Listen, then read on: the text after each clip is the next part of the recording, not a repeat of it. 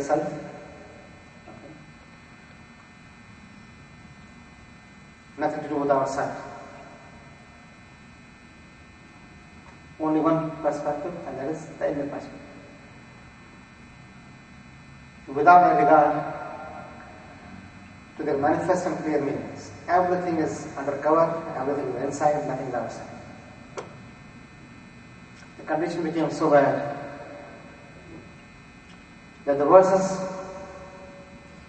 were explained based on the numerical values at times of their words, of the letters that were used, and then letters were divided into dark and light, for example. Huruf that are nuri, okay, huruf that are dark, and so on and so on. Still you will find these things, that these huruf are such, these huruf are such. Obviously, all huruf are Quran, and to regard one letter to be light and one representing darkness, okay, whereas those letters were used in the words of Quran in many forms. Okay.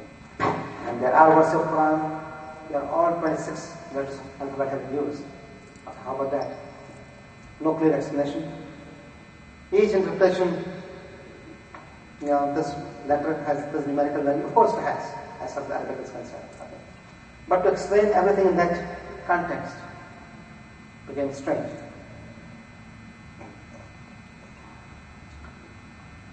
Seems like absurd, but that's the way it happened. Sometimes astrological calculations also found their way into it. Sometimes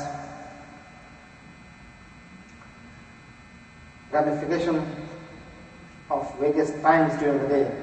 For example, this Sa'a belonged to that particular star, and this hour belonged to that particular star, became overriding viewpoint.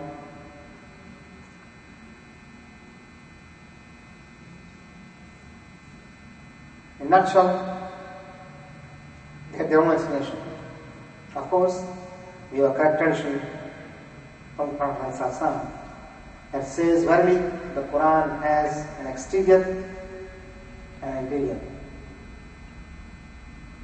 And according to one tradition, interior is probably 70 interiors. But the Prophet ﷺ also said, acknowledging the importance of the exterior,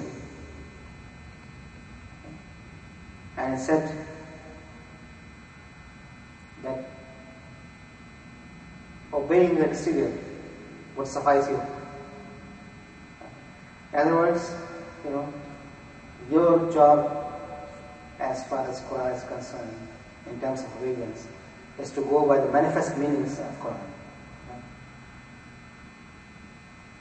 Of course, the names and the interpretations, the words and the interpretations, were many. The third chapter of Quran, for example, the family of Imran. Does it Imran mean the Imran of yesteryears, or does it Imran mean Abu Talib? His name was Imran also. These were interpretations like various schools of thought. Many times, these interpretations were actually misinterpretations.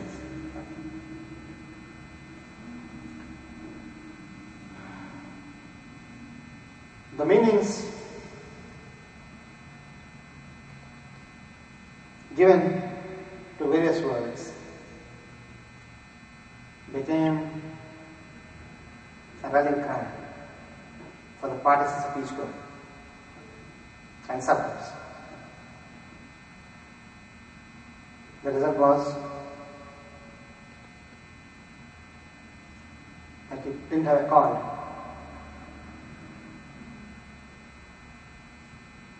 regarding universal issues,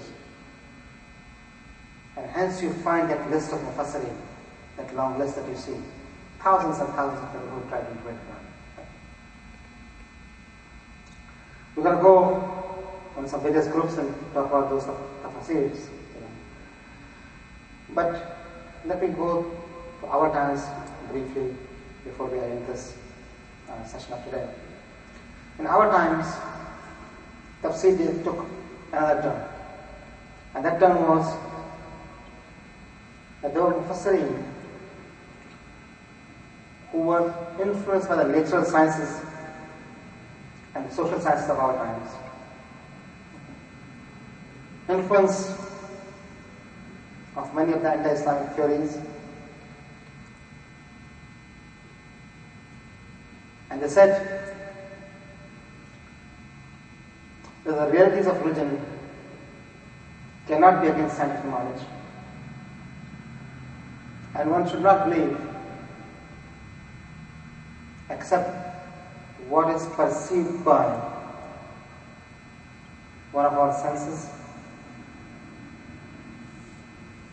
Nothing exists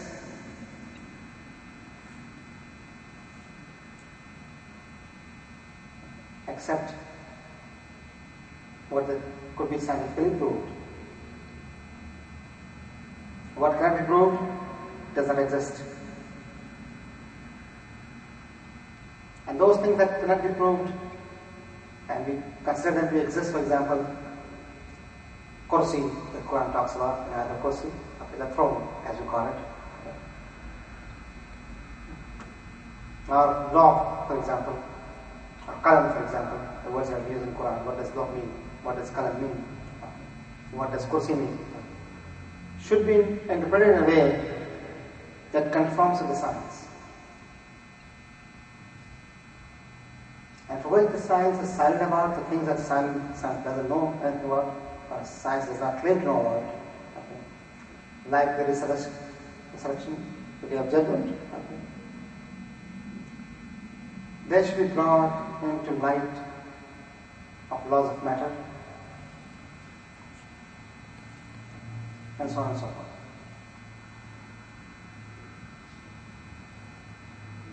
In other words, let's go to the knowledge, the nature of the nature sciences, and see how can we explain Quran based on that knowledge. What can we easily explain in the basis of that knowledge? We accept it. What cannot be explained clearly, we come up with a different interpretation so that it conforms to the scientific knowledge. And in the case where science is silent about things,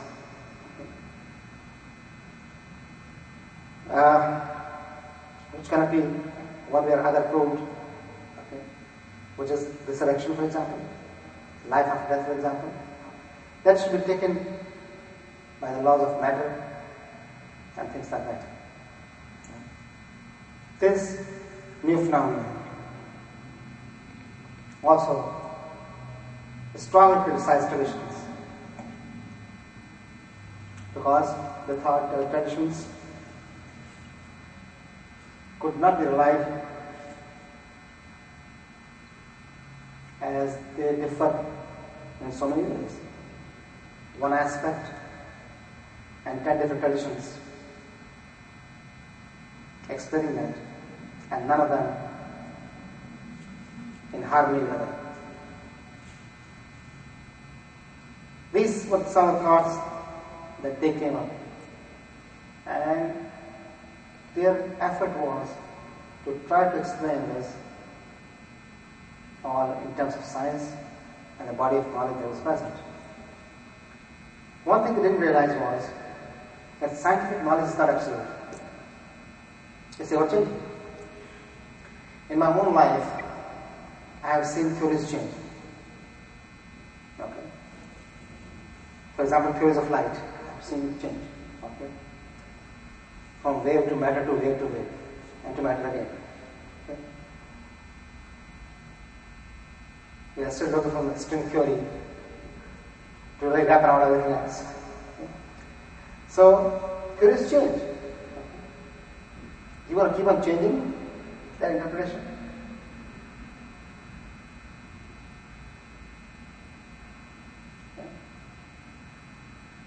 There's no answer. What are the